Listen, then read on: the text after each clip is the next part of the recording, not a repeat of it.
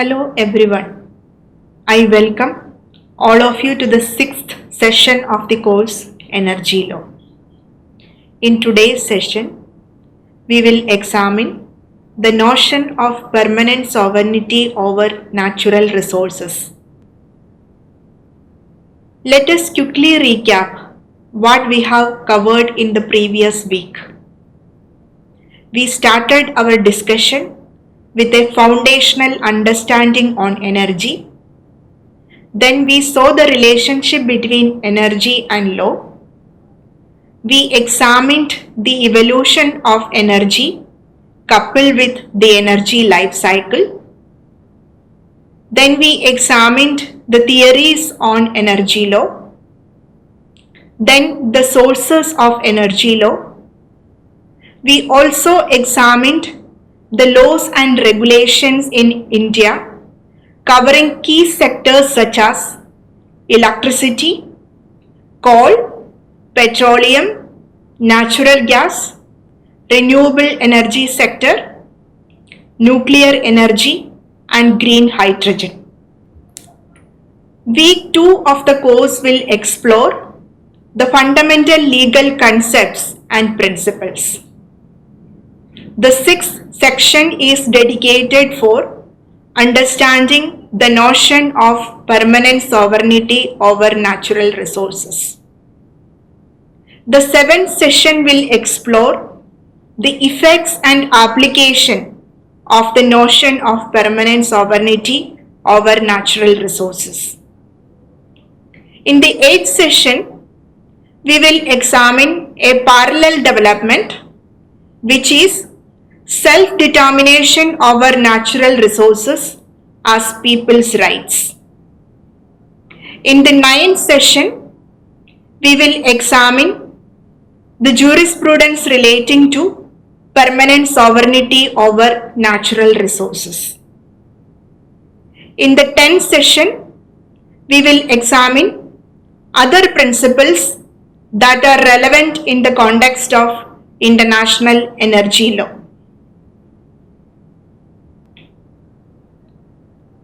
Let us start our discussion on the notion of permanent sovereignty over natural resources.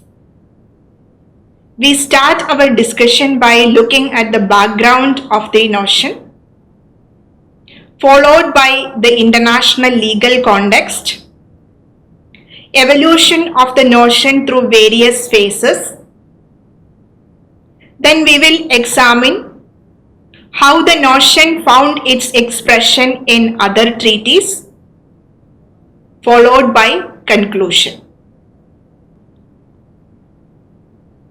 Let us examine the background of the notion of permanent sovereignty over natural resources.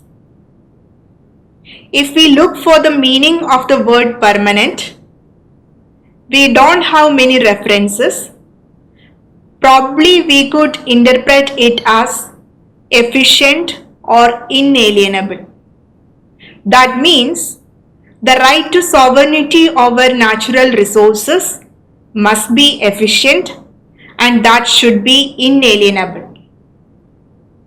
In the background, we could see so many developments such as the post-war concerns on resource scarcity, economic as well as political decolonization, economic development of developing states, international resource cooperation, international resource confrontation and the debate on an NIEO, sharing and dividing world's resources, and sustainable use of natural resources. Immediately after the World War II, industrialized states realized their dependence on natural resources from overseas. This actually resulted in concerns over resource scarcity. Therefore, there were so many developments at the global level to ensure that the resources have been shared between different states efficiently. In 1941, the United States and the United Kingdom in the Atlantic Charter pointed out this particular need as the requirement of equal access on equal terms to trade and raw materials of trade. We can also see similar developments in the context of World Bank, International Monetary Fund, and GATT 1947. The Bretton Woods Conference of 1944, which established the World Bank and the International Monetary Fund, in Article 1 of Articles of Agreement of IBRD and IMF, pointed out the need to develop productive resources for all members of these institutions.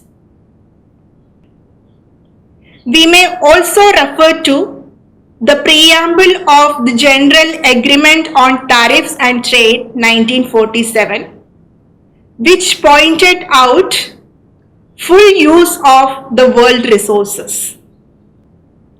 We may also refer to other developments such as President Truman's proclamations in 1945 in United States, which extended the notion of sovereignty over continental shelf and fishery resources in conservation zones.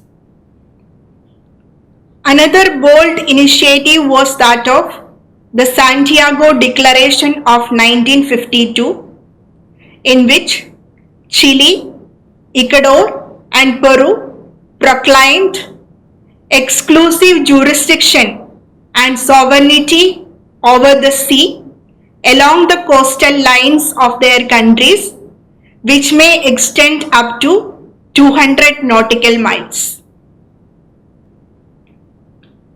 Another significant phase is that of economic and political decolonization.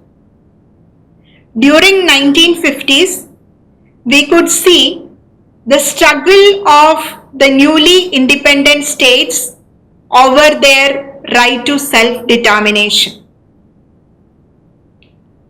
The right to self-determination provides the opportunity to states and its individuals to dispose the natural resources in a manner that they wanted to explore these resources. The development of right to self-determination actually necessitated the need to consider this aspect in the human rights development also.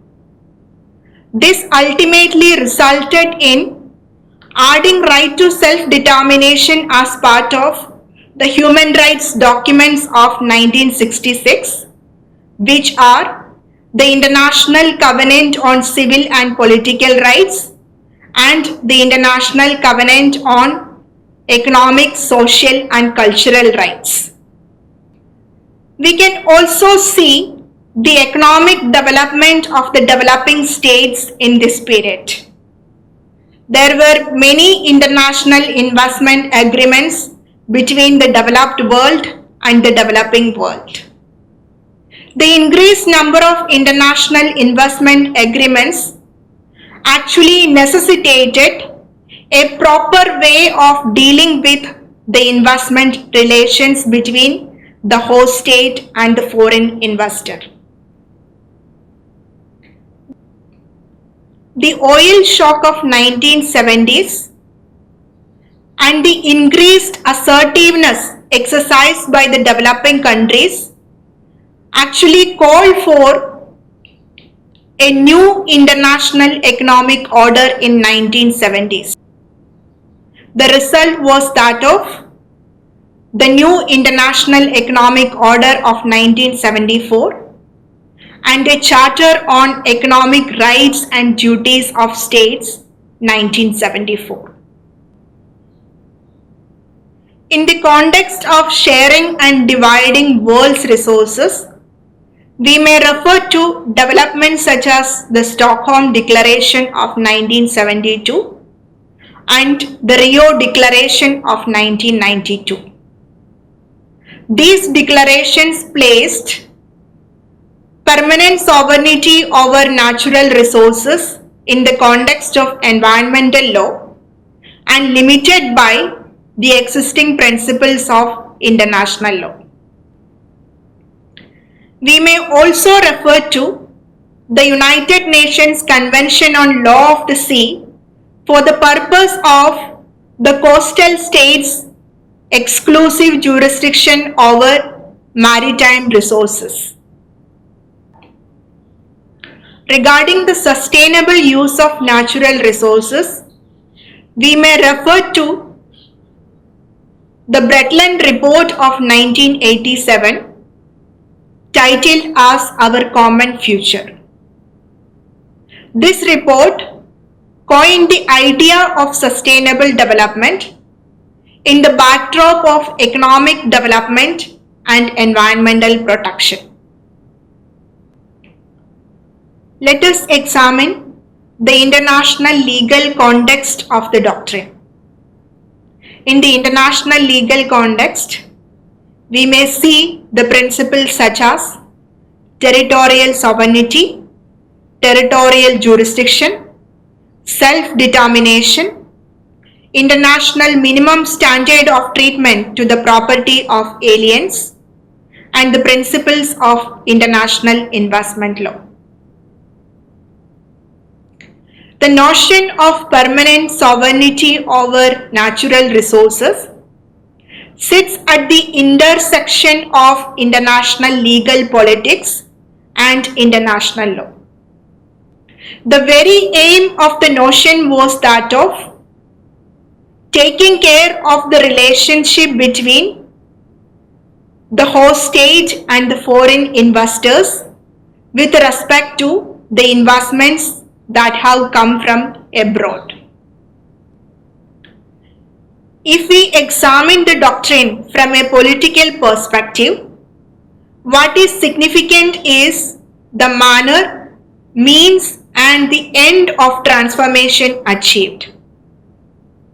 From a legal point of view, what is significant is the relationship between the alleged or real permanent sovereignty over natural resources and the rules governing international investments. The relevant legal principles surrounding the notion of permanent sovereignty over natural resources are territorial sovereignty, territorial jurisdiction, and self-determination. By virtue of these principles, state has complete authority to regulate the economic activities that are happening in its territory. This may be further extended by other protections in international law, such as the minimum standard of treatment to the property of alien. What can be the minimum standard of treatment that we are talking about here? The minimum standard might be that of the treatment that a particular state might be extending to its own citizens. If the foreign investor is provided a treatment which is short of the treatment which is extended to its nationals, then there can be a violation of minimum standard of treatment. The protection can be further extended by virtue of the principles of international investment law. In addition to the protection granted to the local investors, the foreign investors may avail specific legal rights that are granted by treaty law in the context of international investment. Because international investments are coming out of international investment agreements between the host state and the home state of the foreign investor.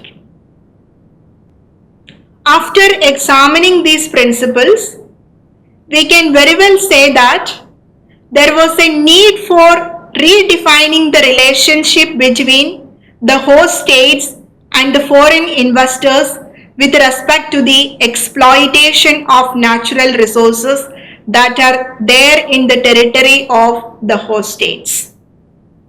This was very much necessary for the economic development of the host state. Therefore, host states started pleading complete control over their natural resources for their economic development.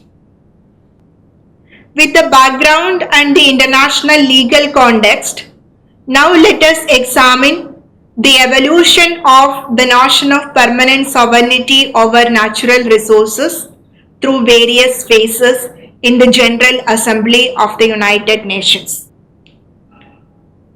We may come across 4 different phases. The first phase starting in 1952 and ending in 1963. The second phase from 1964 to 1974. The third phase from 1975 to 1992. And the fourth phase starting in 1992 to present. Let us examine the major developments in phase 1. The first resolution on permanent sovereignty or natural resources was passed in 1952 in the General Assembly of United Nations, which was resolution number 626-7. Subsequently, in 1963, the famous resolution of 1803 was passed. The 1803 resolution was based on resolution 13-14-13, which is providing for self-determination, and article 1-2 of draft International Covenant on Economic, Social and Cultural Rights that was available at the time of resolution number 1803. There are mainly 2 legal implications of resolution 1803. The first, right to expropriate was confirmed and the required amount of compensation was deemed to be appropriate. Earlier, the developed states were demanding adequate compensation. This was substituted with appropriateness in compensation. The second, developing states agreed that investment agreements would be observed in good faith as long as they were freely entered into between states. Now, let's move on to phase 2. In phase 2, the first major development was in 1966. That was resolution A/2158-21.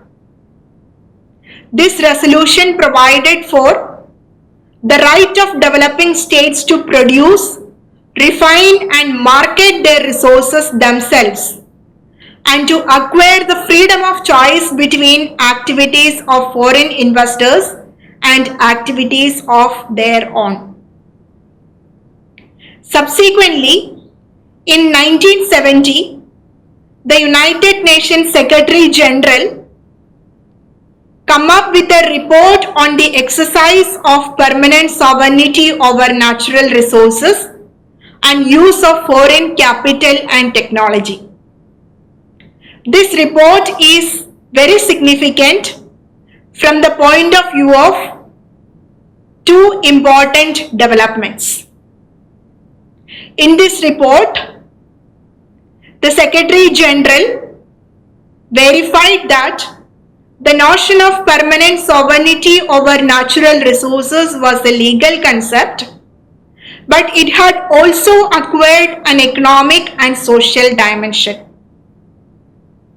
Secondly, the report observed that the notion of permanent sovereignty over natural resources called for the freedom to exploit and market the resources, as well as the capability to exercise that right in a manner that people could effectively benefit. Now let us see the developments in phase 3. In phase 3, we can see that there was a climate of international confrontation and mistrust. This ultimately resulted in the Charter of Economic Rights and Duties of States and the resolution on a new international economic order in 1974. We could also notice a lost decade in phase 3. This time actually witnessed the collapse of the Soviet Union. As the Soviet Union was collapsed, it did not show much interest in voting for passing the notion of permanent sovereignty over natural resources again and again in the UN General Assembly.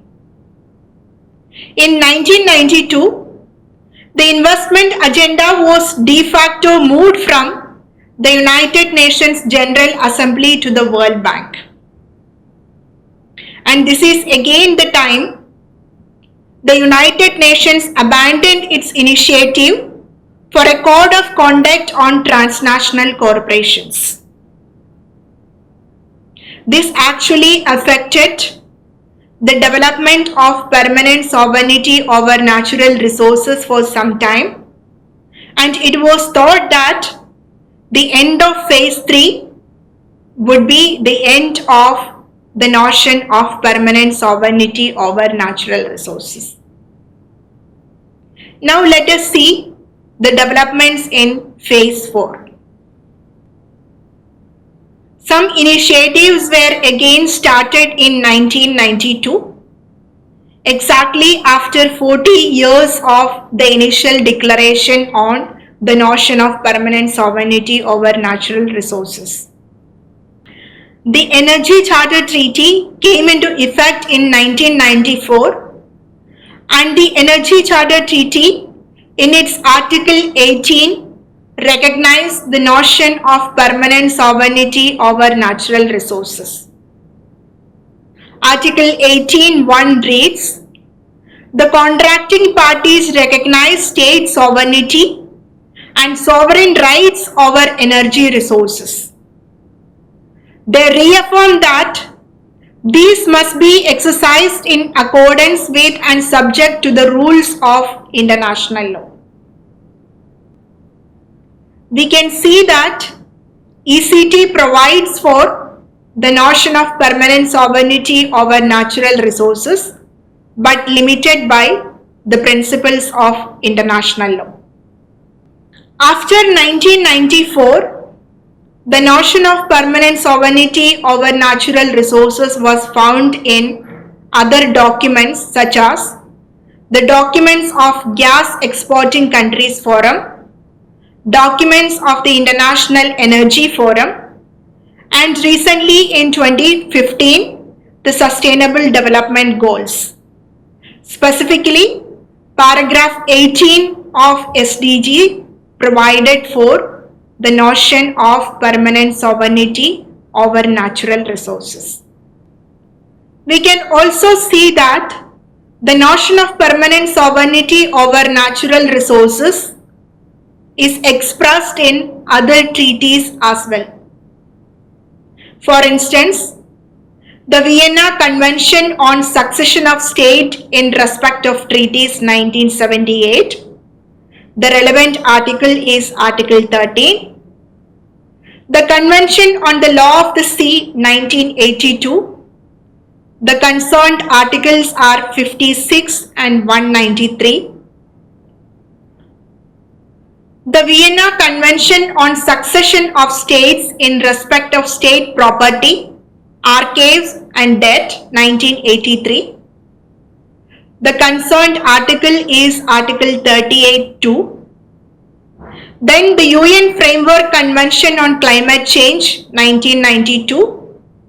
And the Convention on Biological Diversity, 1993. The relevant article is Article 15.